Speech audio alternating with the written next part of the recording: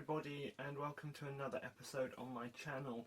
This is the second in my 101s series where I basically talk for an extraordinarily long amount of time, usually about 40 minutes to an hour, about a single subject. And I asked people over the last couple of days who have been looking at my channel and what would they like me to talk about, what would be good for them to learn. And unanimously people wanted a paper 101. So people are clearly getting really confused by paper, particularly those new to watercolour. There is a lot of companies out there selling papers with unusual textures that we don't really hear a lot in watercolour, and people are confused about whether they're good or bad quality, or should they be using them or not. And there's a lot of confusion about things like sizing and what it means by a hard size paper and so on. So I want to kind of break some of the mystery, if you like, that surrounds it. First of all, what we have to remember is that in the beginning, go back a couple of hundred years, there was no such thing as watercolour paper. There was drawing paper, and Mr. Whatman in the 1750s, as you'll know if you've watched my Milford product review video, invented what we now call hard sizing of paper, and that enabled watercolour paper to be mass produced, because prior to then people used drawing paper and watercolour was a very different world back then, or they made their own. And he was the first person to really discover, or his company was the first to discover, the hard size, which basically makes paper completely repel water, and that makes watercolour absolutely work brilliantly. So I just want to shed a few myths first of all. One is that when we're painting, sometimes it looks like the paper is soaking up the water. That's actually not what we ultimately want the paper to do. Now, when you get paper wet, it will soak up the water if it's not being hard sized. So I know people, when they use a hard sized paper for the first time, are kind of like, this isn't working, the water's sitting on top of the paper. That's actually in my opinion, the best way to paint watercolour, is you want a paper where the water sits on the top, evaporates slowly, and what that does is it gives you a really thin luminous film of paint. It means you need to be really patient. It means you need to walk away and come back a day later and continue a painting. It does not make for spontaneous painting, but I have to say it gives really beautiful effects. And I'll link in the iCards now to my Milford versus Waterford versus Bockingford papers comparison, and they're all made by St Cuthbert's Mill in the UK. And if you watch that, that will give you an idea of what a hard sized paper such as Milford is like compared to a cotton paper like Waterford and a wood pulp paper like Bockingford, or a chemical pulp paper I should say. And that will probably open people's eyes a little bit to the different effects you can get. And the ultimate bottom golden rule is, it all comes down to personal taste. Some people like to make their grey or their black by mixing purple and yellow. Some people like to mix red and green. Some people like to mix blue and orange. I'm in the latter camp. That's personal taste. It still gives ultimately kind of the same thing. It doesn't actually matter. It usually comes down to what you tried first, to be honest. Paper is kind of the same. There are different types, different textures, different sizing. And while some of them are good for some jobs and better for others and worse for others, it comes down to taste, ultimately. So, to explain first of all, in watercolour there are papers that really are made in two ways. There are what we call the wood-based papers and the cotton-based papers, and there is a bit of misunderstanding surrounding exactly what they are. So just to be exact, the wood papers are made of something called chemical pulp, which is wood pulp that's been treated to remove the lignin.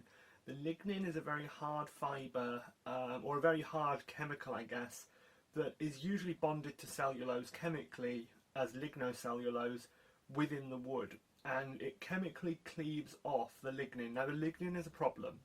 Lignin is a problem because it got sulphur in it and it oxidises easily. And over time, if there's lignin in your paper, it will get acid damage and it will turn yellow. So for artist quality paper, we do not want lignin. Lignin is stripped away, and that gives us what is known as chemical pulp, which is a cellulose kind of slurry that can be used to make paper. And most wood-based watercolour papers are made in that way. Now, wood-based papers are cheaper, but they are not as durable. They will not take a battering like cotton papers will. You can't sort of scratch and scrape on them in the same way, and you can damage them pretty easily. Some of them don't like masking fluid too much. If you find you struggle with masking fluid, try cotton paper. You might find you get a very, very different effect. Cellulose is what all of them are made of. Cotton is cellulose, wood is cellulose. What is cellulose? It is very similar in a way to starch in that it's a sugar polymer. So what it consists of are little sugars in long branched chains, mostly long chains in cellulose, and those long chains are the very, very minute fibres that coil around each other to give us the actual visible fibres of cotton or of wood pulp. And the sugar that is made up of is actually a single sugar, type of sugar known as a disaccharide, which means two smaller sugars stuck together.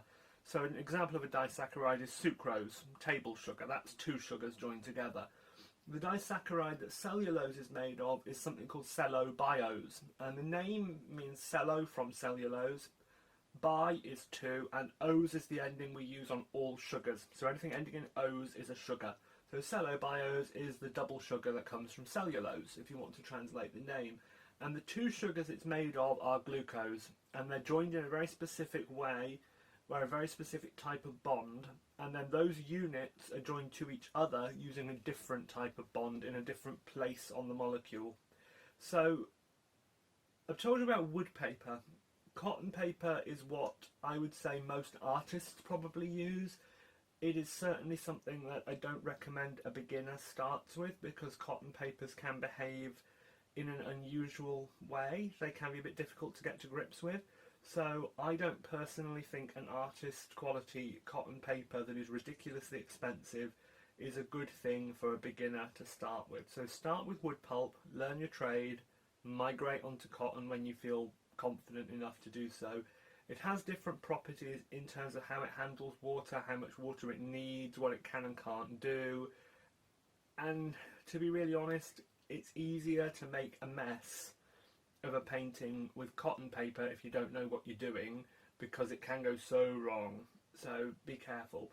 Now, cotton paper is made from what is known as cotton linter, which most people know as either absorbent cotton or cotton wool. It's the same stuff. It's just purer. It's the fibres from the outside of the cotton seed, which, you know, we've all seen those very evocative pictures of people or machines picking cotton, that white fluffy stuff. And it's extremely strong, it's very durable, because those fibres are stronger than wood cellulose fibres. They're longer, I believe, as well. In theory, cotton linter is acid free to start with, but because it contains traces of lignin, it does need some purification. So that was one of the reasons why in the Dark Ages that cotton papers became popular, was that they were already acid free and didn't require these complicated treatments to remove the lignin. But nowadays we know it does contain some, and it does eventually break down. So when you buy a cotton paper on the market, this is not a cotton paper, but when you buy a cotton paper on the market, you will note that it has already had the lignin removed from it. So that's cotton versus wood. There are other papers out there. There are silk papers, there are flax papers known as linen papers, there are synthetic papers like plastic fibres wound together, and that's called UPO. Well, that's one of them, and you can try all of those, but cotton and wood are the bog standard of watercolour. And to give you some brand names that people commonly use, the Langton is a wood paper, the Langton Prestige is a cotton paper, Bockingford is wood, Saunders Waterford is cotton, Milford is cotton, Whatman was cotton when they used to make it, Alsh, which is spelt Arches, is cotton, Winsor & Newton Artist's Watercolour paper, I think is wood. They don't say anything on the packaging. It feels like cotton, but I think it's actually wood because they don't mention it on the packet, and that usually is a sign that it's going to be a wood paper. And there are all sorts in between. There's like 25% cotton in wood, 50% cotton in wood papers, and they can be a good stepping stone when you're learning to work with cotton, if you decide that's what you want to do. The big difference between the different brands is how they are sized. Now, sizing is an important part of the production of watercolour paper because it stops the fibres themselves. And by fibres at this stage, what I really mean is, if you imagine a cotton thread and you look at it very close, It's lots of cotton fibres spun together to make a thread. And if you put that into water, the little tiny gaps in between the twisted cotton, so if you twist up an elastic band, there's little gaps in between the twists, and capillary action draws in water into those gaps and makes the cotton thread swell. That's what happens inside the paper, is that the threads, the fibres, swell. So they coat the fibres with sizing, which is kind of like waterproofing, so that that doesn't happen and that the water stays on the surface as much as they possibly can get it to do so. And there's lots of different types of sizing, there's lots of different sizing methods, and there's lots of different levels of sizing. So first of all, there is the argument between internal and external sizing. The best papers are internally sized, the cheaper papers are external only sized. So what that means is simply, if I were to manufacture a paper, this piece of paper here, and after manufacture I were to dunk it in a sizing agent to waterproof the surface, top and bottom, that's external sizing. That's cheap for me as paper manufacturer to make because I've only sized the top and the bottom. The interior has not been sized. That is sometimes known as tub sizing because it's dunked in a tub to size it. That's what's done with the cheaper papers. The best papers are what we would call internally sized, which is also known as engine sizing, because it's done within a machine. And what happens there is that the pulp, and if you've ever made recycled paper by chopping up paper and mixing it with water to make a pulp and then catching it on a net to make your own paper, which many of us did at school, when you do that, that pulp, if you add a sizing agent to the pulp and then make the sheets of paper from it, every single fibre is going to be coated with the waterproofing agent rather than just the top and the bottom of the sheet, and that's called internal sizing, and that's what makes the best watercolour papers in my view. You really want a good internal sizing. Now, what the size actually is composed of has varied a lot over the last couple of 100 years.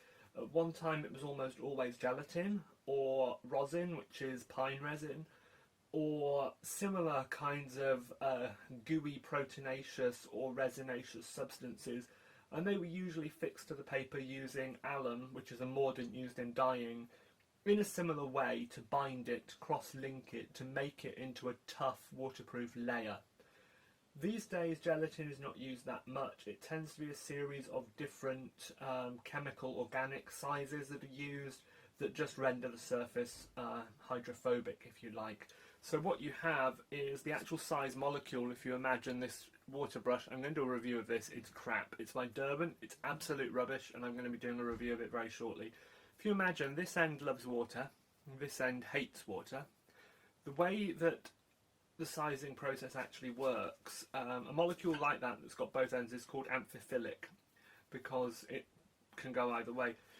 It will attach itself onto the surface of the fibre so that the hydrophobic, the water-hating end sticks up.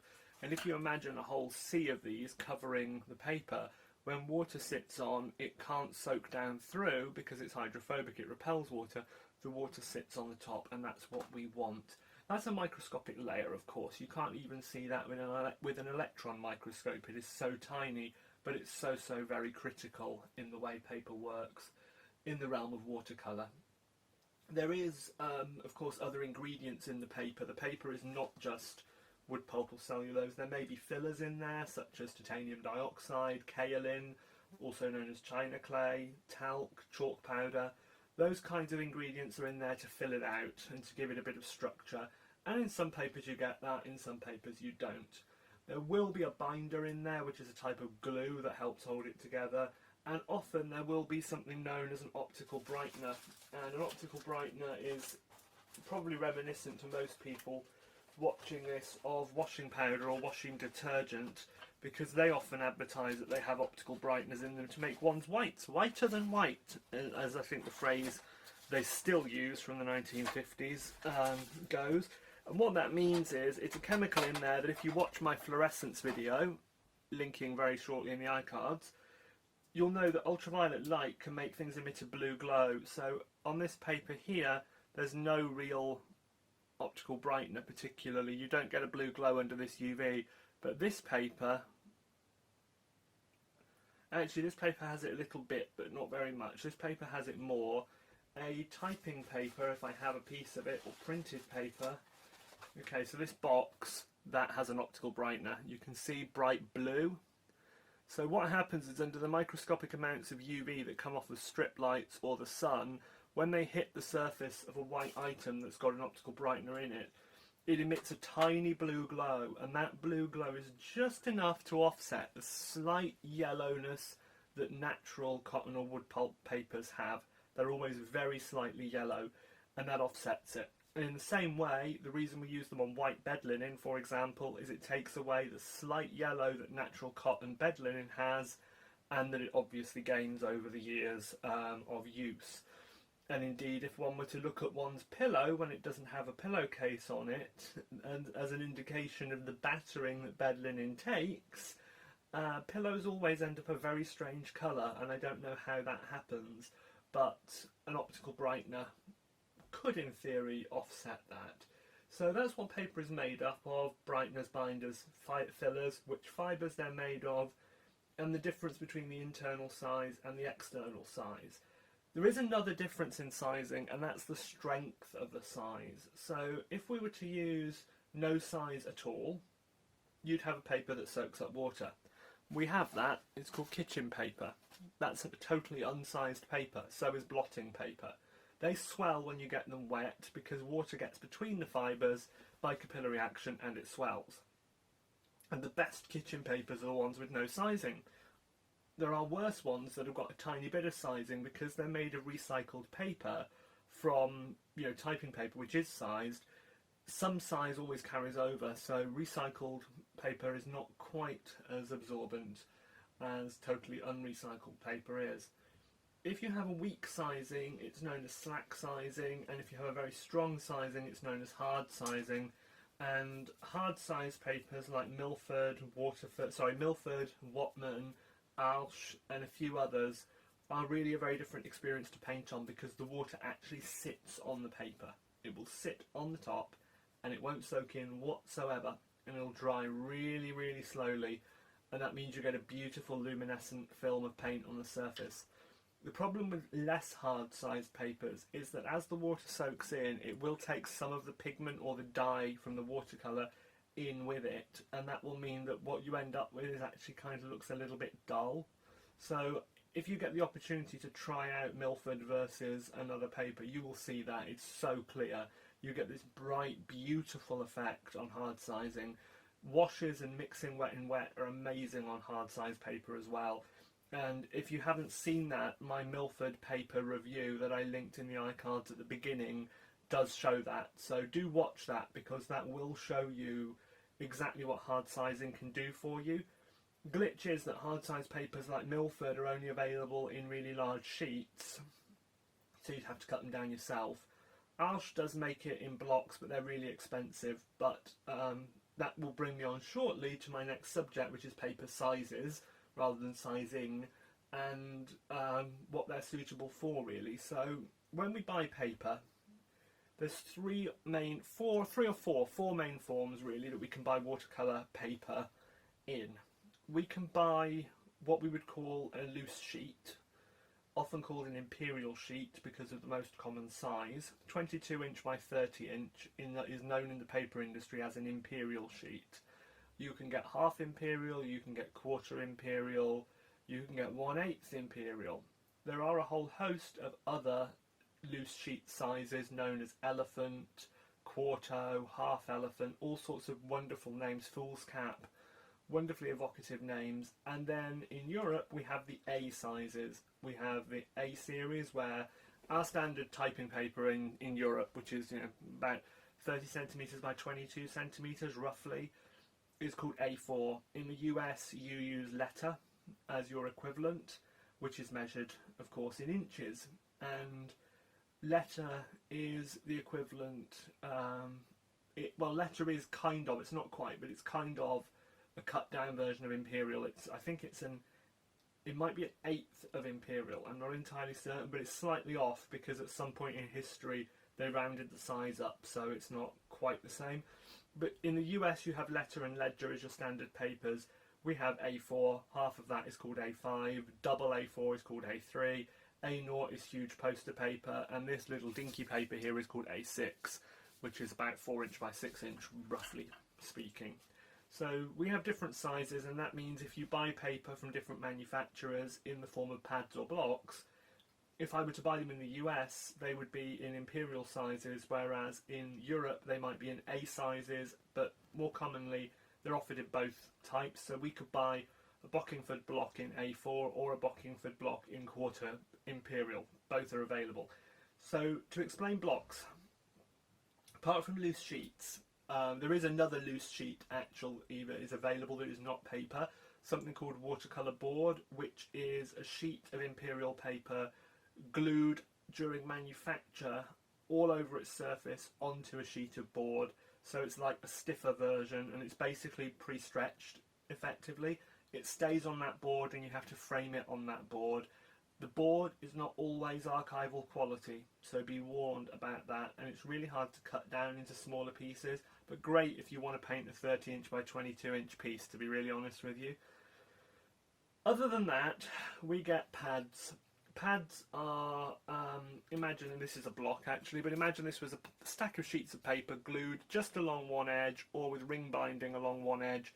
That would be a pad. If it's ring bound, it's a sketchbook. You're meant to work in it, turn the page over, work on the next page. If it's glued along this edge, you're meant to tear the pages off. It's just a convenient way of buying a little stack of sheets of paper. And you can then stretch them before you use them. And I have a video on stretching watercolour paper, linked at the iCards above. And you can watch that, learn how to stretch your own paper. It's really, really easy. It takes no time at all, but it does need planning ahead. If you don't like stretching paper, you can buy or make blocks. Blocks are like this. This is a DIY block. It's a stack of paper glued around the edge on all sides with a tiny gap. And the idea is you paint on it and it can't wrinkle or cockle because it's so glued round and it stays kind of taut. And then when it's dry, you put a knife or a key into this little gap and you cut round and peel off the top sheet and then work on the next one.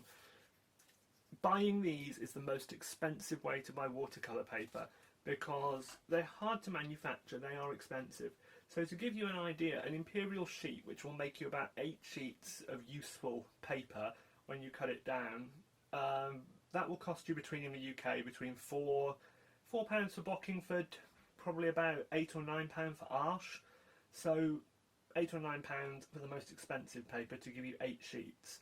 A block of 10 sheets of Arsh is about £20, so it's about double the price. And that's pretty typical. You're paying twice as much to get a block. If you buy a pad, which is what I do, I buy a pad, open it up, tear off all the pages, stack them back up, and I glue around the edge and I make my own. And this method came from Lindsay the Frugal Crafter. I will link to her video. Actually, can I link to her video in the iCards? No, I can't. What I'll do is I'll link to my video in the iCards of me trying out her method, because that video in turn has a link to her video. So you can watch her video, which is really great and shows you how to do it. And my video is kind of a chatty video where I just kind of try out methods from other people's channels, see how easy they are. And it is really easy. I've made loads of these and they're a great way to use up scraps. So that's blocks, pads and paper. The next biggest kind of question that people really have is about paper texture. Because when we're buying paper, we can buy it in 3 types for watercolour. There is what's known as hot press, which is sold as either HP or hot. There is cold press, which is sold as CP or not, the not meaning not hot pressed. And there is a third one called rough. What they are in order is hot press is a very smooth, soft, silky finish. And when I first started painting watercolour a long time ago, I used to like that type of paper because I thought it was smooth and I could kind of control things better. But because you're painting with puddles of water, you actually need the paper to have a little bit of roughness to it to effectively hold on to the paint, otherwise it kind of slides everywhere. If you're going to paint with pretty dry dry paper and slightly wet paint, like if you're painting accurate botanical drawings, then hot press paper is for you. It's great for stamping on, it's useful for making cards with, but other than that, I don't like it. I use it to make my colour charts on, and I may have one actually. Let's see if I've got a hot press piece to hand that I can show you. I wasn't organised, I'm afraid. I didn't. Here we go. This is hot press paper. So you can see it's lovely and soft and smooth, and that's the unpainted side. Really smooth and soft. This is cold press paper, which I think you can see is roughened. It's got little bumps all over it. It's very slightly roughened. And then rough, which is kind of the next one up, is this really bumpy surface. And actually, it's my favourite. I like rough paper best of all. You can use masking fluid on all three of them. There's no problems with doing that. Remember, whatever paper you're using, get your masking fluid back off within about 3 hours if you can. If you can't, within 24 hours. After that, you are not going to get it back off without damaging your paper. And when you remove masking fluid, this is how you get it off. You rub circles until it comes off in a little ball. You do not pick it up and go because it will tear off the surface of the paper.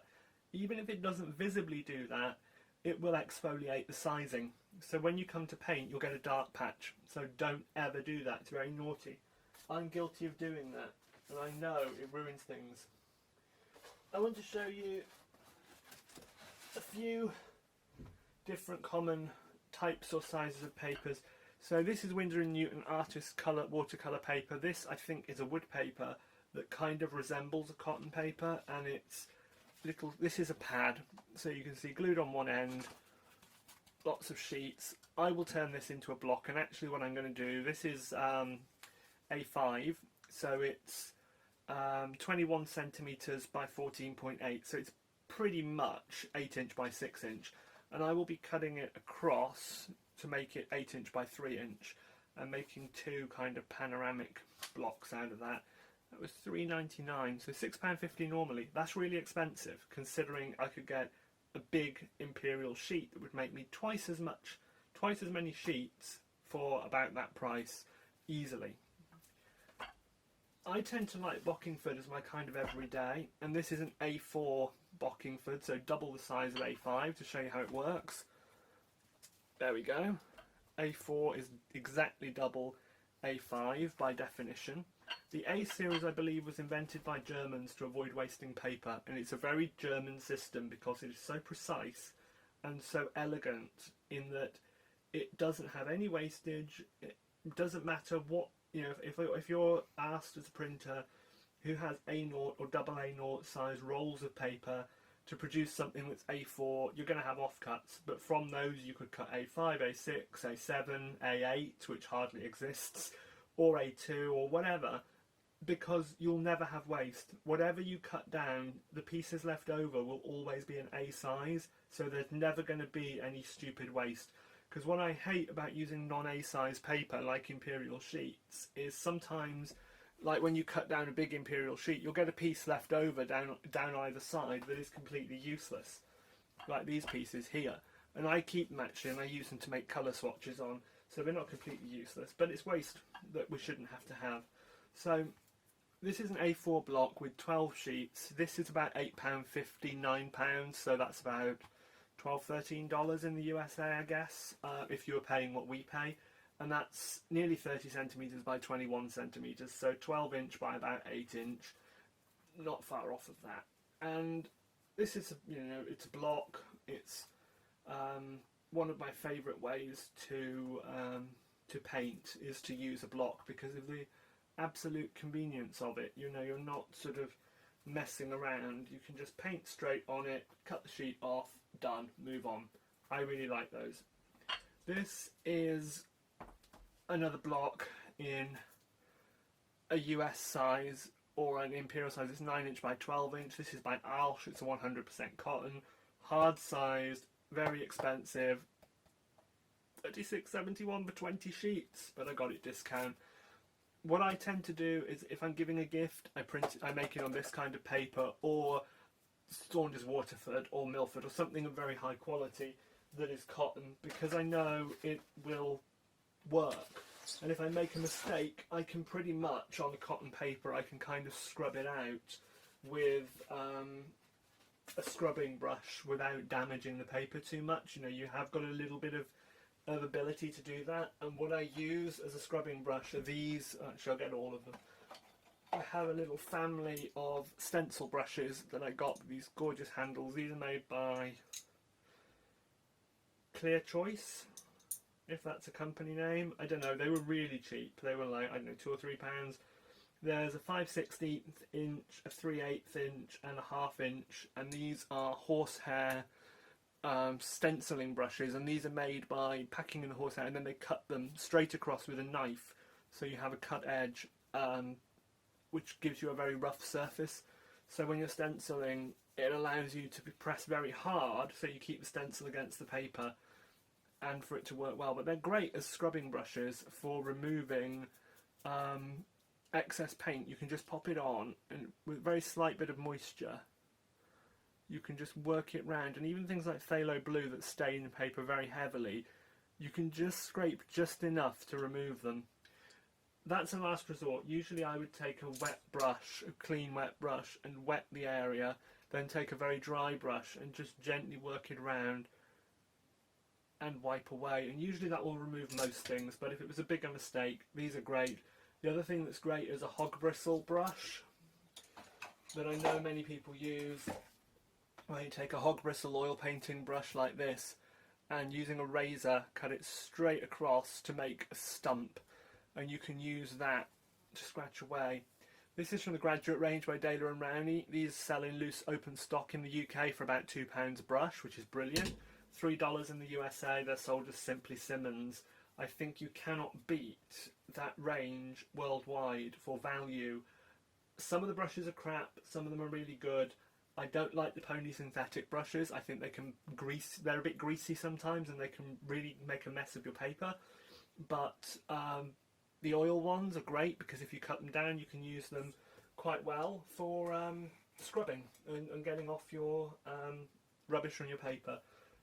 I also find that kind of bristle blending brushes tend to, sometimes if you're rough with them, can upset your wood papers, and the cotton papers survive that better.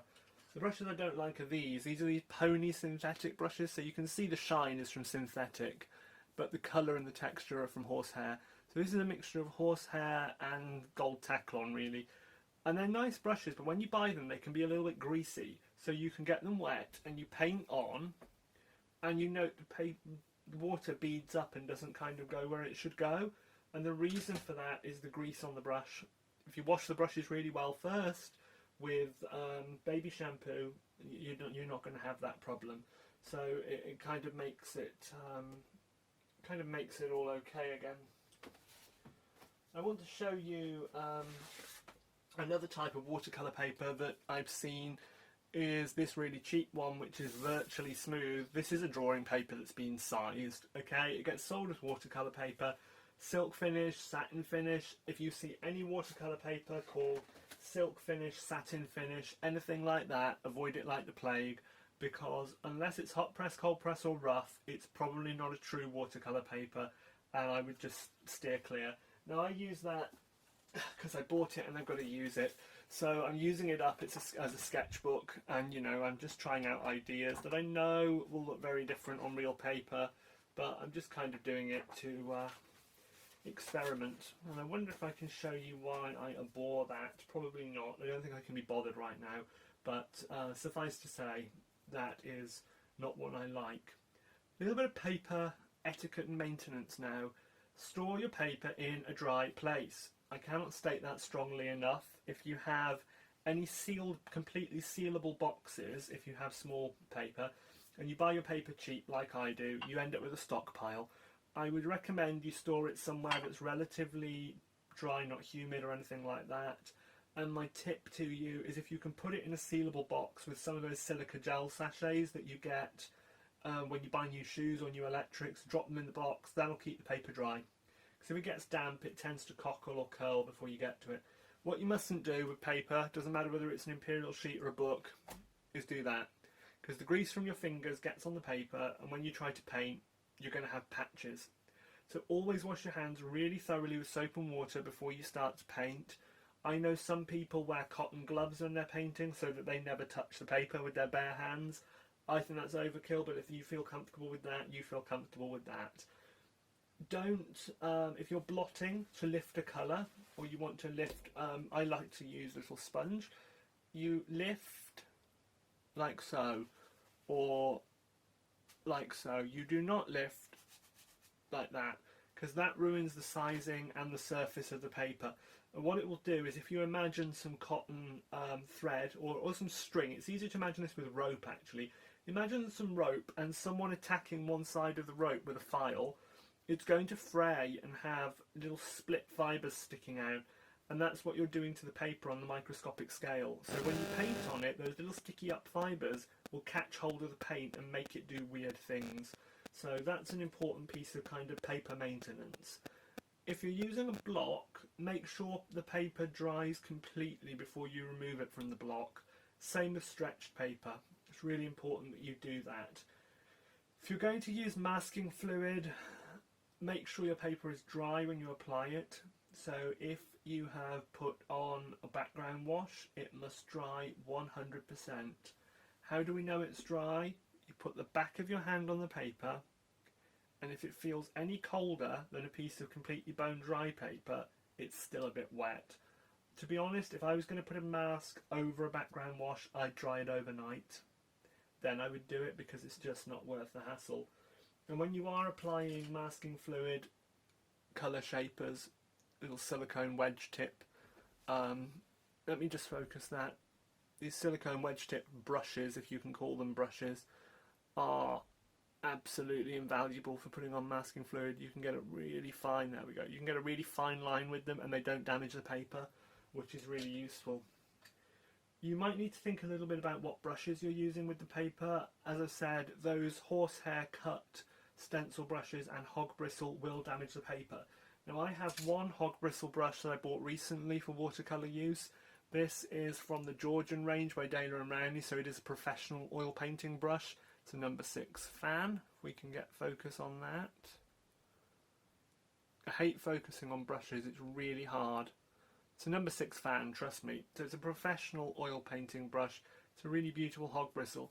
I've actually bought 2. They're really nice because if you want to get a bit of stippling or a bit of fan blending where you want a rougher surface, or you want to make spots for like a waterfall, and you want to make a little sort of speckled effect with these, it's quite nice. And I've bought 2, and I'm actually going to cut into one so that it's got some long and some short fibres around the edge. They're very useful to have, but beware, they can scratch and damage the paper, so one must be very gentle with them. More gentle with these than when you're using a normal brush. The other thing to be gentle with are pencils. I would recommend you use 2B or 4B when you're working with watercolour paper, and make very gentle but long strokes, don't kind of scratch away. If you need to erase, I recommend a high polymer eraser for watercolour paper rather than a putty rubber or a kneadable eraser, because it will just work a little bit better. And what it will also do is the kind of dust that it forms will kind of clump together and come off more easily. So I find they're less likely to damage the sizing and give you dark patches than anything else. One point that I learnt the hard way, some masking fluids come in fine liner bottles. I know you can buy these empty for squirting water. These have a needle tip, which I'll just see if I can get the lid off and show you. There you go. They have these kind of metal needle tips. Be very careful. You can scratch your paper with it and you can cause terrible, terrible damage. Now there is a product on the market that I saw MindOfWatercolor use a few weeks ago in a video he did on creating realistic fog effects, and if I can remember it I'll link it in the video description below. He has a product that will actually fill scratches on paper, so if you make a scratch you can kind of use it to mask that scratch later and paint over it, and it looked brilliant. And I've never tried it, but I would love to try it. So that's one thing that you can use if you do damage your paper. Another common damaging method is with masking tape. People remove it like if I get, let me just get focus back on that. People remove it like this, and that can cause damage. The way to remove masking tape is to fold it back on itself and peel it like so. That won't damage your paper, even if the paper's slightly damp. But when you remove masking tape, you must make sure the paper is completely dry. I personally recommend blue painter's tape, and buy the cheapest one you can get, because the cheap ones have less glue on them and they are less sticky to start with. If you're ever concerned about the tackiness and you want to knock it down, a tip a lot of the crafters use is they stick it on their forearm, and then in the same way they parallel peel it off, and that puts a layer of dead skin cells on it so that when you stick it down it doesn't adhere very well. It adheres enough to do its job, but it will mean that when you come to remove it, it'll come off really easily. I reuse twice. I stick it on the edge of my desk so everything I have is not too sticky. I don't recommend the white masking tape. There is a really good tape on the market out there that many people like to use called frog tape, which is green and it comes in a little box. It's about £10 a roll in the UK, but I'll link to it in the description because it is really good if you're struggling with that. So what I'm going to do, I'm going to wrap up now because this is getting to like 40 minutes and that's how long I want a 101 video to be. I'm going to wrap up now, and what I'm going to do is I'm going to link in the video description to some hot press, cold press and rough blocks and pads and sheets of some of the papers that I personally think are best. And I'm going to link some papers that I think are good for beginners and good for more advanced painters, i.e. some wood versus some cotton. And I might add some other products like tapes and masking fluids that I know work pretty well and cause minimal damage, because finding those out and figuring out which ones are kind of safe to use can be somewhat tedious. Just excuse my wobbly table a moment. I've just opened a drawer because I wanted to show you, because I'm going to link to it. This masking fluid,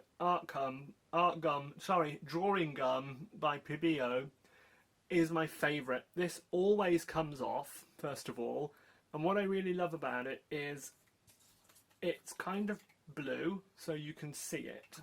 But when it dries, it turns black, so you don't have to guess as to whether it's dried or not. It turns black, and then you know it's dried, and you can paint over it safely. It comes off really well, and because it's blue, of course, you can see where you're putting it on white paper. So that's my recommendation, and I'll pop that below. As always, there will be links to affiliate schemes with Amazon UK, Amazon USA, and dickblick.com, so that you can make purchases of those products should you wish to, and obviously that does help me to produce more videos. I do not take any personal profit from any income I receive. I use it all to keep the channel going and to make more videos, as I don't do this to make a profit. I don't need to. I do this because I love doing this. What I will say, of course, is that Dick Blick does not carry all the items that Amazon carries, and some things I can get in the UK and not US and vice versa. So if you see an item on there and there isn't a link for all three vendors, that's because not all three of them sell it, I'm afraid. So thank you all very much, and if you like this video and found it useful, please like it, please subscribe to my channel because that really helps me as well, and leave a comment below and tell me what you'd like me to do for the next 101. I've done gouache so far and now paper. I kind of did a brushes 101, I did a brush video that wasn't really a 101 because I hadn't invented 101s yet at that point, but if you'd like me to do a brush 101 I could do that, like a more detailed one. But otherwise, thank you very much and good evening.